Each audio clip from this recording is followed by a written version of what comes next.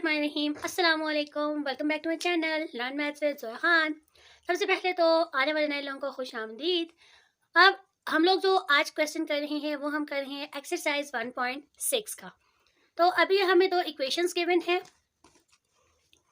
इन equations को हम लोगों ने एक तो इन्वर्जन मेथड से सॉल्व करना है और दूसरा हमने क्रैमर रूल से इसको सॉल्व करना है। तो सबसे पहले हम लोग इन्वर्जन मेथड अप्लाई करेंगे कि इन्वर्जन मेथड में हम लोग क्या क्या करते हैं। अब चाहे इन्वर्जन मेथड हो चाहे क्रैमर रूल हो, सबसे पहली चीज़ ये होती है कि हमने इन दोनों इक्वेशन से एक मैट्रिक्स बनाना होता है। वो मैट्रिक्स हम कैसे बनाते हैं? अब जैसे ये इक्वेशन लिखी है ना, इसको इस तरह से मैट्रिक्स बना देंगे। सबसे पहले एक्स है तो एक्स का कोफिशिएंट क्या है 2, तो ये हो जाएगा 2। फिर वाई का कोफिशिएंट क्या है 3, तो यहाँ आ जाएगा 3। फिर अगर हम नेक्स्ट रो में जाएं तो एक्स का कोफिशिएंट क्या है, कुछ भी नहीं है तो क्या है 1, और वाई का क्या है -1। तो ये हमारे पास एक मैट्रिक्स बन गया। अब हमने जो ये कोफिशिएंट्स लिए थे किस किस के लिए थे, एक्स और वाई के, तो इक्वल्स टू इसको भी हम एक मैट्रिक्स में लिख देंगे -1 एंड 2। अब हमने क्या काम करना होता है, इस मैट्रिक्स को हमने ए का नाम देना होता है, इसको एक्स का और इसको बी का। तो हमारे पास इक्वेशन किस फॉर्म में बन गई, a x is equals to b. अब हमारा मकसद क्या होता है कि हमने ये एक्स फाइंड आउट करना होता है। एक्स से मुराद, अब एक्स किसके इक्वल है, एक्स एंड वाई के। इट मीन्स हमने एक्स एंड वाई की वैल्यूज फाइंड आउट करनी है। तो एक्स को अकेला छोड़ने के लिए मैट्रिसेस में हम लोग क्या करते हैं, दोनों तरफ हम लोग इन्वर्स अप्लाई कर देते हैं। तो ये हो जाएगा a inverse a x is equals to A inverse b. तो ये ए इन्वर्स इस ए को कैंसिल आउट कर देगा क्योंकि ए इन्वर्स से हमें हमेशा आइडेंटिटी देता है, और आइडेंटिटी को किसी भी मैट्रिक्स से हम लोग जब मल्टीप्लाई करते हैं तो हमें वही मैट्रिक्स मिलता है। तो x is equals to A inverse B. अब इस फॉर्मूले की मदद से हम लोग जब x एंड y की वैल्यूज फाइंड आउट करते हैं तो ये किस रूल में होता है, इन्वर्जन मेथड में होता है। तो सबसे पहले इसके लिए हमें क्या चीज़ चाहिए, ए इन्वर्स चाहिए। और हम ये चीज़ पहले भी पढ़ चुके हैं कि ए इन्वर्स किसके इक्वल होता है, 1/a determinant into adjoint of a. तो सबसे पहले हम लोग ए डिटर्मिनेंट फाइंड आउट कर देते हैं। तो ए मैट्रिक्स हमारे पास किसके इक्वल था, 2 3 1 एंड -1। तो इसका डिटर्मिनेंट ले लेते हैं, 2 into -1, 2 multiply by -1 -1 multiply by 3। तो ये क्या हो जाएगा -2 -3। तो A determinant is equals to -5। अब ए डिटर्मिनेंट आ गया है। अब हम लोगों ने क्या चीज़ फाइंड आउट करनी है, एडजॉइंट ऑफ ए। तो एडजॉइंट में हम लोग क्या करते होते हैं कि फर्स्ट डायगोनल के एलिमेंट्स एक्सचेंज हो जाते हैं। तो ये हो जाएगा -1 एंड 2, और सेकंड डायगोनल के एलिमेंट्स के साइन ऑपोजिट हो जाते हैं। अब यहाँ पे प्लस प्लस है तो ये हो जाएगा -3 एंड -1। तो ये ए डिटर्मिनेंट हमारे पास आ गया है और एडजॉइंट ऑफ ए भी आ गया है। तो अब ए इनवर्स किसके इक्वल हो जाएगा, 1/a डिटर्मिनेंट। ए डिटर्मिनेंट क्या है -5, और इनटू एडजॉइंट ऑफ ए क्या है -1 -3 -1 एंड 2। अब हम लोग इस फॉर्मूले में वैल्यूज पुट कर देते हैं क्योंकि ए इनवर्स हमने फाइंड आउट कर दिया है।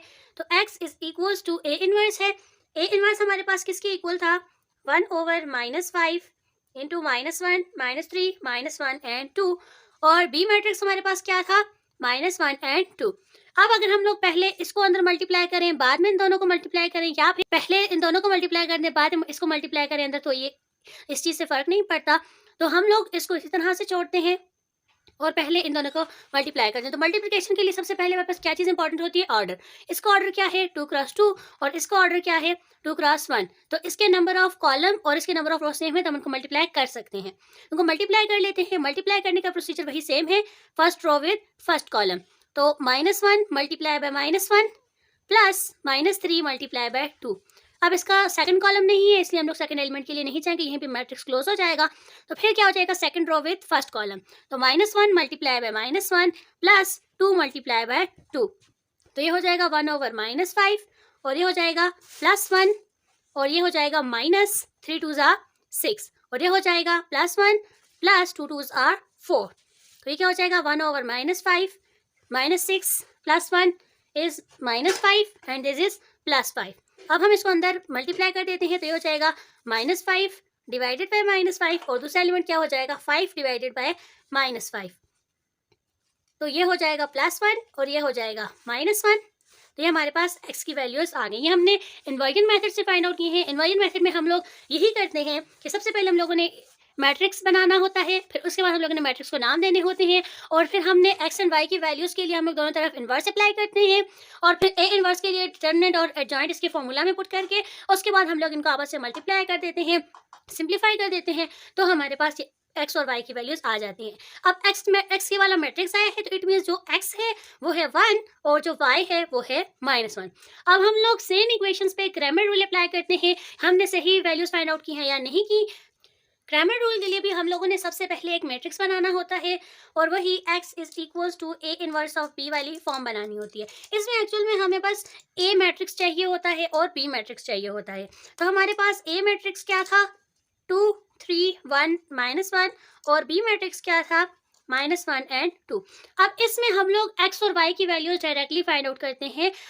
किस तरह से कि जो x होता है वो हमारे पास इक्वल होता है a x determinant over a determinant, और y इक्वल होता है a Y determinant over a determinant. अब ए एक्स डिटर्मिनेंट और ए वाई डिटर्मिनेंट हम किस तरह से फाइंड आउट करेंगे वो हम लोग देख लेते हैं, क्योंकि ए डिटर्मिनेंट तो हमारे पास ऑलरेडी है, हमें सिर्फ ये ए एक्स डिटर्मिनेंट और ए वाई डिटर्मिनेंट चाहिए। तो सबसे पहले ए एक्स डिटर्मिनेंट है, तो ए एक्स डिटर्मिनेंट से मुराद ये होता है यही जो ए मैट्रिक्स है। अब ये वाले एक्स के कोफिशिएंट थे, तो हमने एक्स के कोफिशिएंट की जगह रिप्लेस करना होता है ये बी वाले एलिमेंट्स को। तो ये वाले एलिमेंट्स क्या है, -1 2, और ये हो जाएगा 3 -1। तो यहाँ पे हम इनको आपस में मल्टीप्लाई कर देते हैं, तो ये हो जाएगा +1, क्योंकि minus minus plus, 1 multiply by 1 is 1, -3 2 are 6, तो 1 - 6 इज -5। ऐसा ही है, तो x हमारे पास किसके इक्वल था, ए एक्स डिटर्मिनेंट क्या है, -5, और हमारे पास ए डिटर्मिनेंट क्या था, ए डिटर्मिनेंट हमारे पास -5 था, तो x हमारे पास क्या आ गया है, 1। तो देखिए x यहाँ पे भी 1 है, यहाँ पे भी 1 है। अब हम लोग ए वाई डिटर्मिनेंट कर लेते हैं। अब ए वाई डिटर्मिनेंट के लिए हम लोगों ने क्या करना होता है कि जो y के कोफिशिएंट्स हैं उसकी जगह पे हम लोगों ने ये b वाले एलिमेंट्स लिखने होते हैं। तो x के कोफिशिएंट वैसे ही रहेंगे, y के कोफिशिएंट की जगह पे हम लोग ये b वाले कोफिशिएंट्स लिख देंगे।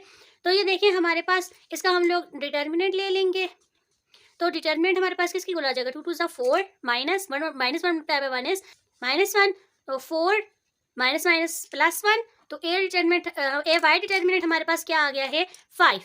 तो अब y किसके इक्वल था, a Y determinant over a determinant, तो y is equals to 5 divided by a determinant हमारे पास कितना था, -5, तो ये हो जाएगा -1, तो y की वैल्यू आ गई है -1। तो अब देखिए अगर हम लोग क्रैमर रूल अप्लाई करें या फिर हम लोग इन्वायरमेंट मेथड अप्लाई करें, दोनों सूत्र में हमारे पास x और y की वैल्यूज सेम है। आज के लिए इतना ही। अगर आपको किसी की समझ नहीं आती तो आप मुझसे कमेंट सेक्शन में पूछ सकते हैं, या फिर आप मुझे इंस्टा पर डीएम कर दें, मेरे इंस्टा का लिंक डिस्क्रिप्शन में मौजूद है। Don't forget to like share and subscribe. मिलते हैं हम नेक्स्ट वीडियो में, तब तक के लिए अपना ख्याल रखिएगा। अल्लाह हाफिज़।